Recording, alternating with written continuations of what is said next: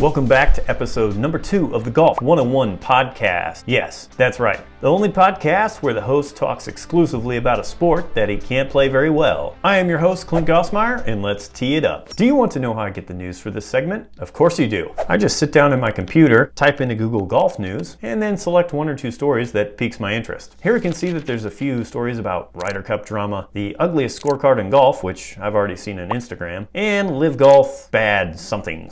So I don't know if it's a slow news week in golf or if this is how it always is, but it's really kind of depressing. But you know what isn't slow? YouTube Golf. I have over 30 videos in my queue right now and watch later, and I've honestly even had to delete some of them because it's just so overwhelming. There's so many great golf creators out there right now, and I can watch them whenever and wherever I want. Even better is that I get to know them outside of golf, see their personalities, and connect with them on a level that the PGA has shunned for years. Golf was exclusive, and that's probably today's breaking news. The key word being was. Golf was exclusive, but YouTube has allowed it to flourish, to breathe new life into a stiff and crotchety sport that once was reserved for stiff and crotchety individuals who took themselves way too stiffly and way too crotchety. So now, instead of trying to figure out how to find some bootleg stream of the BMW Championship, I can sit down and catch up on the latest antics of Bob Does Sports, Good, or Rick Shields. I'm sure many of you out there find yourselves at the same odd and wonderful crossroads in life that I do right now, where I no longer supplement the PGA with YouTube Golf, but rather supplement YouTube Golf with the PGA. Continuing with that line of thinking, let's get into some creator news. Bubby is a good golfer. Now, in case you don't know who that is, his real name is Tom Broders, and he's a member of the wildly popular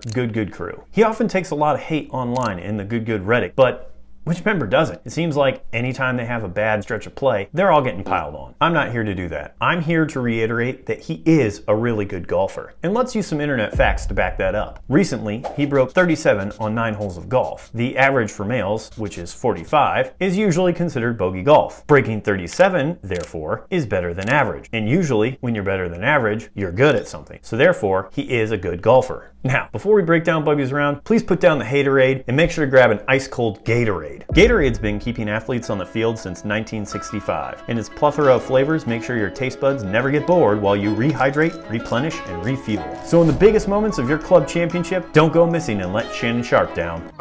Yeah, you let me down. Grab a Gatorade and let's get back to the podcast. You might be asking yourself, how can I go as low as Bubby did? I can't hit the ball over 300 yards. And you're right, most people can't hit the ball over 300 yards. But there are a few things that Bubby did in that round of golf that we can take and apply to our own game. First, he hit 6 of 9 greens in regulation, which is really good. If you don't know, hitting a green in regulation means that a part of your ball is touching the putting surface, and the strokes taken to get there is at least 2 fewer than par. So if you reach a par 5 in 3 strokes, or a par 4 in 2 strokes, or a par 3 in 1 stroke, then you've hit a green in regulation. Obviously, most of us aren't hitting 6 of 9 greens in regulation, or at least I'm not. But what if we take the average of 33%?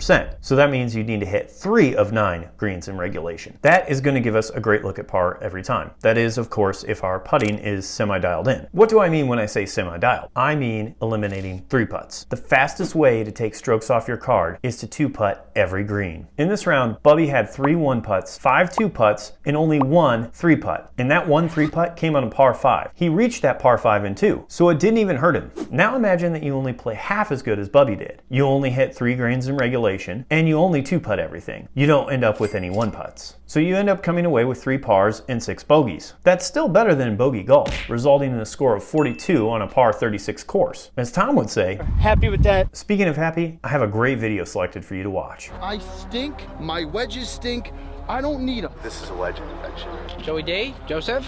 These are the wedges for somebody that can't hit wedges. The video is hilarious. Not as hilarious as the one I'm recommending you see. I tricked my friend into playing the worst golf course in America is sheer comedic brilliance. At the beginning of the video, you can almost taste the excitement Joseph possesses, like a perfectly crafted bagel, toasted, warm, and full of cream cheese. And of course, you can't kill a man who has no hope. Bob absolutely destroys Joe, and you hate to see it happen to the young man, but you love it. If you haven't seen it, go watch it. And before you leave, make sure to slap that like button, and I hope to see you out there.